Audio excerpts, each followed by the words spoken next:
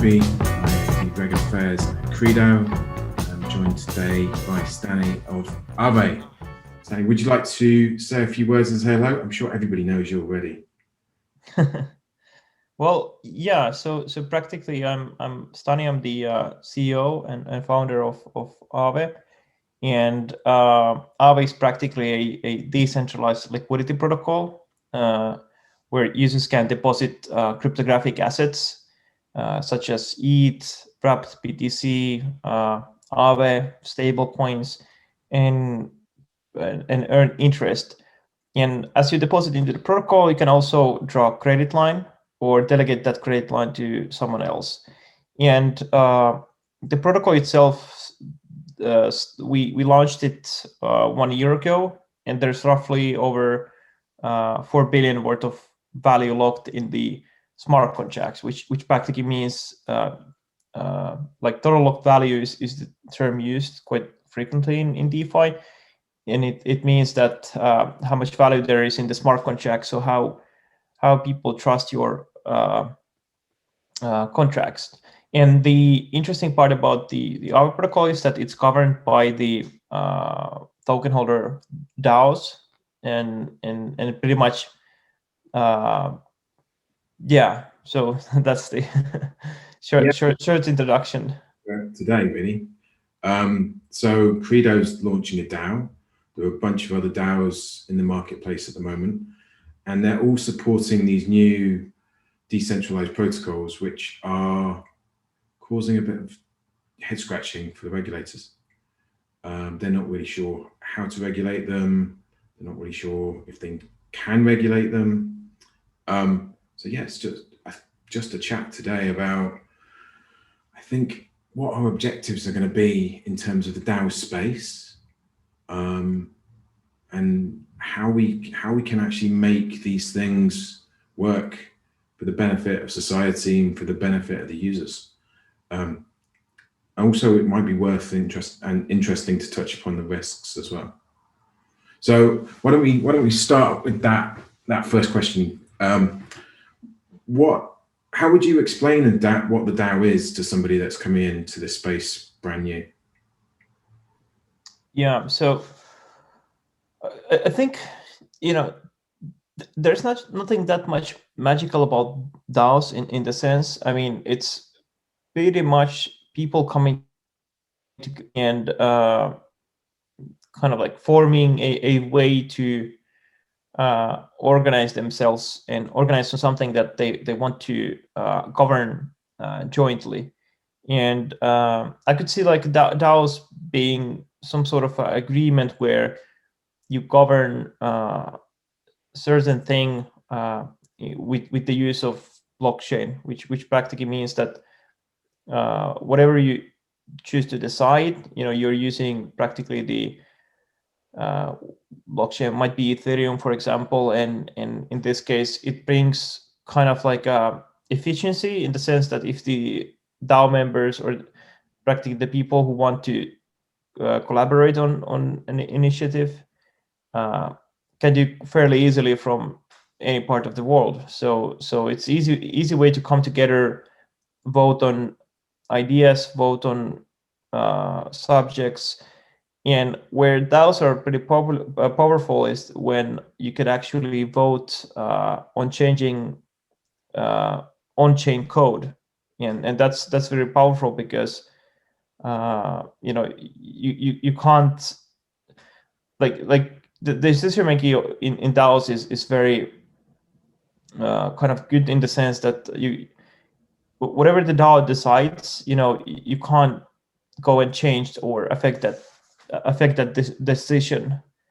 And yeah, I think it's practically a agreement where everyone decides on matters which is important to them, and instead of using legal agreements, they use smart contracts. Yeah, I mean, I think they are really the ultimate kind of representation of skin in the game, aren't they? Yeah. And the best ideas will hopefully win and rise to the top. So I think with any kind of governance framework, you're always going to be challenged in terms of what the outcomes are being kind of directed, and there's always bias in any kind of conversation and any kind of interaction. Somebody, you see it in the very nascent crypto space where everybody was shilling their bags and trying to kind of pump a particular token to the moon. And you can also see it in the corporate world where, people are offered the opportunity to come to shareholders' annual general meetings, but then very few turn up, and the votes are carried by the decisions are carried by a very small number of votes. I think governance is a really hard topic, and DAOs hopefully make that easier. And I think we'll be able to move to some kind of way of having delegated voting as well, where you can empower somebody that you trust to make the right decisions and say, okay, well, I'm going to give you the empowerment to take my votes because I want to have skin in the game in this protocol, but don't necessarily feel like I'm going to have the time or the ability to make the best decisions, etc., etc. So I think there were definite benefits because the ideas are floated up to the general table much more openly and much more transparently. What do you think the risks are? Well, from regulation perspective, I think like one of the things is that it's kind of difficult at the moment to, from one side, to assess kind of what are DAOs in terms of like legal status. And I mean, it's in simplicity, you could argue that DAOs is pretty much just an agreement between people, kind of like a partnership to decide on something. DAOs eventually are, like, to make it very simple, they're multi-signature wallets kind of. And the question here is that, if you're using DAOs to something like, governing protocols and making very important decisions, practically one of the question is that, like, where the responsibilities lies in the sense that, is there any limited liability because there is a DAO element, or are the DAO participants liable of the decision making? I think those are the risks at the moment. So kind of like understanding, like, and from reg perspective, if you have a limited liability, it has to come from statutory, law, and that's something that DAOs probably don't have, and that's the kind of like issue at the moment, like one of the biggest issues in my opinion. No, I completely agree. I mean, there are many different entities across the globe that kind of exist, from limited entities, partnership entities, PLCs, GmbH, trusts, charities, etc., etc. And all of these different entities are governed by their own rules and frameworks and expectations, and often certain entities have certain advantages in terms of other positions such as tax or liability. But what is a DAO going to be? When we're talking about this code base, which is global, which is running on a globally decentralized platform, where the community members are global in terms of it's open and people can come from anywhere. And that's been proven that the best ideas can come from the strangest places, because you get a very kind of long tail of individuals. And the thing that the internet is brilliant at is finding these pockets of unique talent and bringing them together to do amazing things. But lawyers and regulators always like to say, right, who's accountable, which lawyers and jurisdiction is this going to be argued under in terms of any dispute process, and how do I protect my citizens from engaging with this strange new thing? I think that's going to be really, really difficult to kind of answer. And I guess that leads me to the next question, right? Is who's using them at the moment? I mean, who is actually engaging? Who is the community? Is it institutions, or is it kind of individuals? Where are we in that kind of evolutionary curve? That's an interesting question. I think it really like depends on what's governed, because DAOs could be used to govern anything pretty much. Like even like decision making on whether it's a way to govern, let's say, common treasury. It's a way to common DeFi protocols, a common way to govern maybe joint purchase or bidding on NFTs. It's really really depends on what's the underlying substance, because kind of like when we look at traditional war, we have limited liability companies, we have partnerships, we have communities, we have we have like various governance models. And what DAO is basically, from technical perspective, a bit is basically a way to govern with voting power tokens and on chain. So you could use the same DAO structure, multiple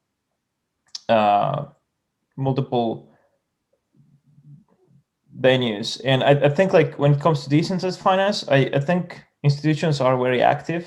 An institutional is a wide concept. I think like pretty much like practically VCs, hedge funds that are active in DeFi, they are participating quite frequently in DAOs. And I think the cool part, for example, in the, let's say in the Aave protocol, just as an example, is that we launched recently version 2 of the governance, and it allows the DAO members to delegate their not just voting power to let's say so-called protocol politicians, but also you could delegate proposition power to other people, in the sense that to put a proposal on chain, you practically need to technically program it. So you need to have code, and then you put the code on chain, and once it's voted in with a positive outcome, that code goes into execution. And what's interesting here is that it creates a vote delegation creates protocol politicians, but proposition power delegation, which is kind of like what we innovated with the governance 2, is that it creates so-called code lawmakers that are actually competing on creating good proposals that the politicians or token holders are actually then voting in. And I think on the kind of like delegation side, we'll see more delegation of getting other interesting parties involved. Very popular thing now is to delegate to universities. There's something that Aave is, for example, working in, and other kind of like associations. So you could like being able to delegate votes or proposition power definitely like bring some diversity and decentralization, because the holders of large amounts of voting power can actually make the, even they hold large position like strategically, they can also like kind of like diversify, decentralize the actually voting power. I mean, the voting power that comes with holding tokens is significant, and it would be amazing to be able to balance and counter that with voting power based on historical social interactions. If you've been proven to be doing the right thing continually, then maybe your one token carries a 10x weighting compared to somebody that just rocks in. Maybe we can stop the kind of activist hedge fund approach where people today buy shares in a company, come to the AGM, vote, and then sell the shares, and it's like, well, they've put this organization on a completely different path, and they don't have any long-term skin in the game in terms of where they want that vision to be. Yeah, I agree. It is really tricky because, I mean, it leads to a lot of vote concentration, and I think, whether we look at like whatever economy, one of the biggest and used resource is actually practically, the talent in the kind of like labor market and so forth. So, I mean, like there is sort of capital in economies on chain, off chain, but there is like there's a bigger element which is human capital, and also there is of course social capital. Being able to give value to human capital, social capital, is way bigger than giving value to capital, and this is something we need to solve. And I think once we solve it, it's going to be like actually more decentralized, and it empowers the governance itself, because I mean it's not only voting with bags but also like with your track record, like how you're participating and so forth. So actually like people who invest human capital into governance, uh it kind of like pays off in decision making, governance. I can totally align with that vision. It's going to be a pretty amazing time once we can really harness and empower that position. So one of the really interesting things about the Aave team is that you guys have got an EMI as well. How do you see that EMI, and that's an electronic money initiative or institution, interacting with the DAO? What's the playoff there? Is there a bias? Is there one kind of leading? How's that going to work? Because I think that's going to be quite common across the industry kind of going forward. You're going to have kind of one leg in a traditional regulated world where you reach for the next kind of evolutionary space that you're kind of going for, to really kind of give people confidence to engage. Yeah, that's quite unique for Aave and in DeFi, because like we have this kind of like a two way of contribution. Like Aave contributes, I mean, as a Genesis team, into building the decentralized protocol and contributing on building that amongst other developers, and that is kind of like what we mainly focus upon, and creating this kind of like a new backend for the banks. And at the same time, we understand that if you want more adoption, we want practically more people in DeFi, more users, we have to reach out to the mainstream user. And this is where we are actually kind of like comes the second arm, well, it says second leg of Aave, where we are actually building businesses around the decentralized protocol. And in this case, what we're trying to achieve is that users from traditional finance who might not even heard about DeFi could actually convert their pounds, dollars, euros into stable coins and deposit into DeFi. It's quite hard today. You're going to have quite a level of technical knowledge to be able to, one, convince your bank, you're an institution, let you engage with a crypto entity, a crypto exchange, then which crypto do you purchase, and then how do you actually make that leap into the right now? I need to kind of put this into a protocol and make these assets work for me. Yeah, I think like there's like a missing pipeline at the moment. It's kind of like a grass hopping. So you have to go for first, like let's say, to an exchange, Gemini, Coinbase, get stable coins, get yourself into self-custody, and then depositing or custodying of funds who supports Aave already, the protocol. And it's quite tricky. I think like at the same time, like there's going to be probably when we launch the EMI, there's going to be a lot of integrations already that helps this functionality. So you could go to an exchange and pretty much press their deposit, and then you have like basically deposits into the Aave protocol. But what we're trying to achieve is kind of like giving our own pipeline for the end user, and here we're able to kind of like customize and tailor the user experience for this particular case. And that is something that, when you optimize something very well in terms of UX, that is where you can actually scale quite a lot. Because if you do it through an exchange, there's a bunch of other offerings there, and the UX isn't completely tailored for particularly, let's say depositing to Aave. And for us, it's important to have this kind of like an end-to-end pipeline for the user, from going from fiat currencies all the way depositing into DeFi. Yeah. And that's like it's a big value proposition. Yeah. No, and taking away that nervousness and that fear of engaging with the protocol is, it's going to be a real blocker for so many different kind of people and institutions coming into space. But that's natural with anything that's new, and it's just a case of starting small, testing, learning, and then kind of evolving where we get to.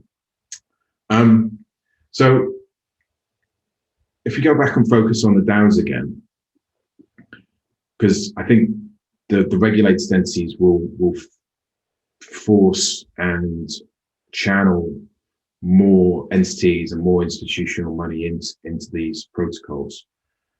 How do you think the regulators are going to act in terms of their enforcement actions? What do you think that's going to look like in the next kind of 2 years, 5 years? It's so easy to kind of fork code and spin up with a different brand, and we see it time and time again. Definitely going to be some edge cases that need to be shaved off. Yeah, I guess like forking is easy, but creating a community around it might not be that easy. I think in terms of like the SushiSwap Vampire attack, the kind of power there was that Uniswap didn't have a token, but it was a period where they really needed one, and that was very good opportunity. And I think in terms of like, I mean, the code is everything open. It's pretty much like the reason we have so much innovation is that people can fork codes. They can look what others have built, contracts, and build something else on top and improve it. And you have this kind of like a constant innovation cycles. And that is why when we say that everything is going so fast in DeFi, it's because of the openness, the permissionless building, that everyone can just build any part of the world, and it accelerates what we're doing. In terms of like regulation, I think it's quite difficult to regulate, let's say, Bitcoin, Ethereum, DeFi, like truly DeFi. It's because it's kind of like the ocean, and I guess like the more idealistic way would be to govern the ports, so regulating the Coinbases of the world that are providing access to convert local currencies into interest-bearing stable coins and allowing deposits, and depending on the business model, it would be custodians. They have their own regulation.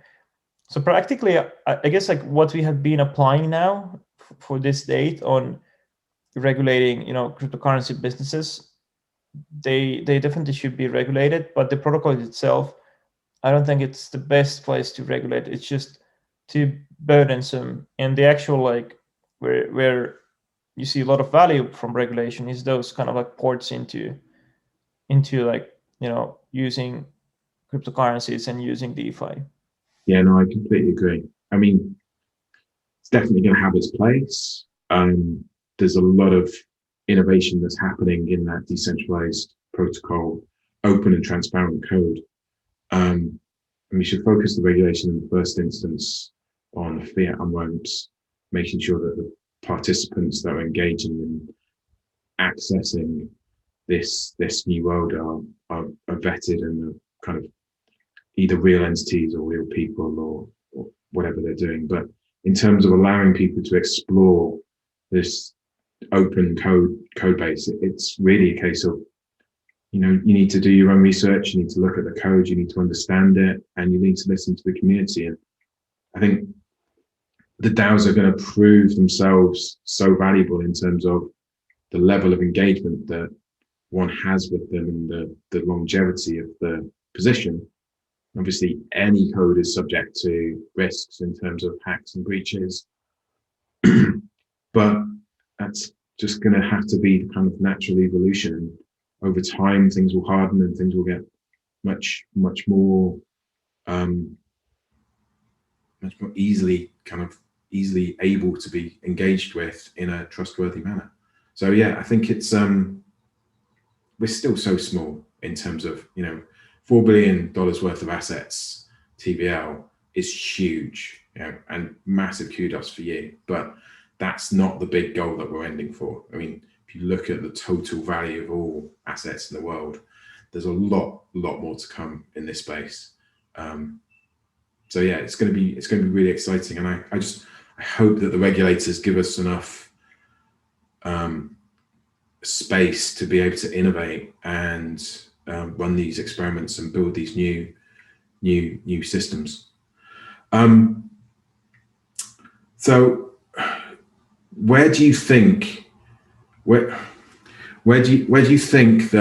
the corporations are going to come in this space, and what's going to be the first industry that really kind of captures the crypto space outside of finance and lending? Where do you think that's going to be?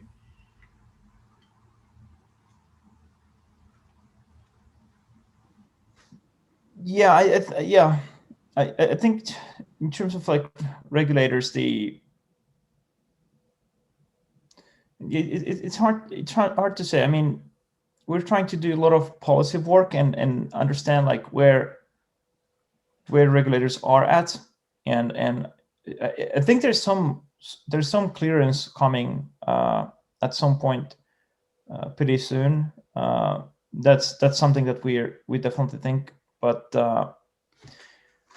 I really don't know what will be the approach, because there hasn't been any big DeFi regulation yet, and kind of like it's very understandable, because I mean, the whole financial regulation is based on system where you have intermediaries. So practically, the regulation is protecting actually, not the users always like to investing something very not protecting the kind of like system itself, but protecting actually users from like kind of like bankers and from these intermediaries, because you're getting custody, you're trusting them, you're getting marketed by them. But if you compare how DeFi works, it's pretty much, you don't keep custody, you don't have intermediaries unless you choose so, and you can build a lot of like protection into the smart contracts. The smart contract itself is a protection because it executes by itself in its own way, and the self-execution means that if there's problems arise, there's settlements. You don't need to go to court. It's actually happens as the contracts are programmed. That's like the interesting part. And you can build a lot of protection into the contract. So you can build, risk measures. I mean, Aave protocol is practically, there's sort of risk mechanisms built in that the governance is voting upon. And besides that, you can build more things. You can build, protection, how much you can deposit, and all of these things that can be built in the contracts, and they will be always executed because of the nature of some smart contracts.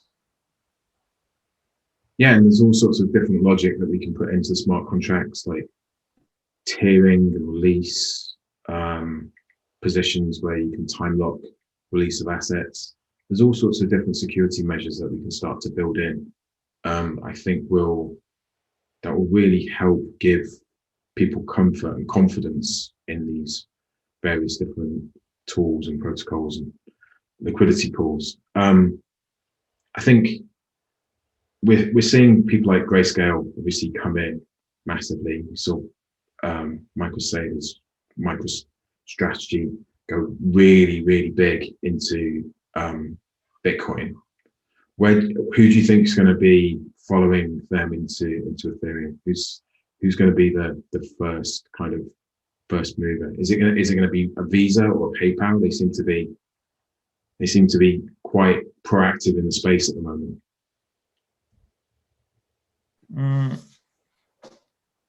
It's hard to say. There's so many institutions looking into DeFi at the same time. It's just like, who is the quickest to jump in? It really, probably the way to assess is to look at the track records, how quick they are, and also looking at the recent movements. And I think there might be multiple ways. I guess it's very hard to make a bet because there's so many that are interested at the moment. So it's just like whoever figures out, that it makes sense quicker, because it makes sense. Like, it will be absolutely. It will be stupid not to not in DeFi in 2001. Yeah, just such the beginning of this journey in terms of where we're going to get to. And I think by the time the large scale institutions figure out that they can engage in quite complex strategies without any back office or middle office, and their operational costs are going to be so much lower in terms of what they're doing, and therefore the returns will be so much greater. And if we can manage and convince people that the risks are controlled, because you have to remember that regulation is just setting the minimum standards for organizations to kind of cross a line and then be kind of regulated, which pretty much stops innovation. And you see a lot of industries in the traditional finance space constantly kind of limping across the line. It's like when MiFID II comes in, let's just make those standards just in time. Because it's a business as usual activity. And we're not in that space yet in decentralized finance. It's all about building new things. There's a high degree of experimentation in the space. And there's still so much to come. So I think we're coming up to time now. So I'm gonna move to, we normally finish these on some quick fire questions. So I'm gonna hit you with 5 questions. Short answers, please. And we'll see where we get to. Okay, so level 2 or roll-ups?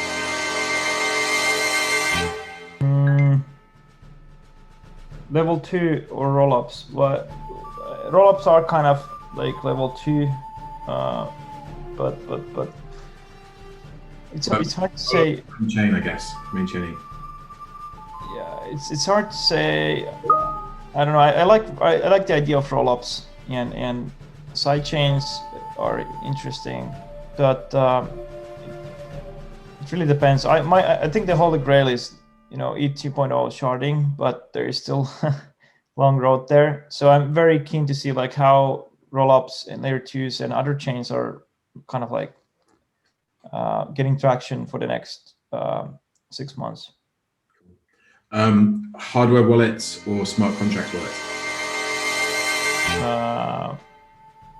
Basically, smart contract wallets with a hard wallet, kind of as keys.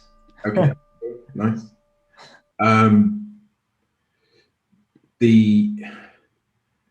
What year are we going to see native crypto? So not an ETN like CoinShares, but native crypto allowed in pensions in the EU?